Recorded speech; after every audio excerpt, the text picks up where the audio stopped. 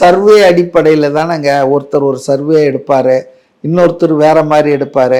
1000 பேர்கிட்ட கேட்டால் ஒரு ரிசல்ட் வரும், 10,000 பேர்கிட்ட கேட்டால் ஒரு ரிசல்ட் வரும். 1,28,000 பேர்கிட்ட ஒரு ஆள் கேட்டிருக்காரு. அவர் சொல்றாரு 31% விஜய்க்கு இருக்குன்றாரு. ஸோ இது வந்து டிஃபர் ஆகுங்க. ஆனால் ஒன்று தெளிவாயிடுச்சுங்க, தேர்தல் களத்தில் 2 பேர் தான் நிற்கிறாங்க சண்டைக்கு ஃபைனலுக்கு. ஒன்று திமுக, இன்னொன்று தாவேகா. இதை எல்லாரும் ஏற்றுக்கிறாங்க. 3வது இடத்துல தான் களத்திலேயே இல்லாமல் நிற்கிது பாஜக அதிமுக கூட்டணி. ஆனா அவங்க ரீபில்ட் பண்ணி இப்ப வலுவடைஞ்சிட்டே வராங்களே சார் பாமக. ஆமா, பூஸ்ட் ஹார்லிக்ஸ் எல்லாம் குடிச்சு அப்படியே வலுவாயிட்டு இருக்காரு. தெரியுது, எடப்பாடி பழனிசாமியை பார்த்தா நல்ல மசில்ஸ்லாம் இருக்குது. என்ன சொல்றீங்க நீங்க? எப்படி வலுவடைகிறாங்க?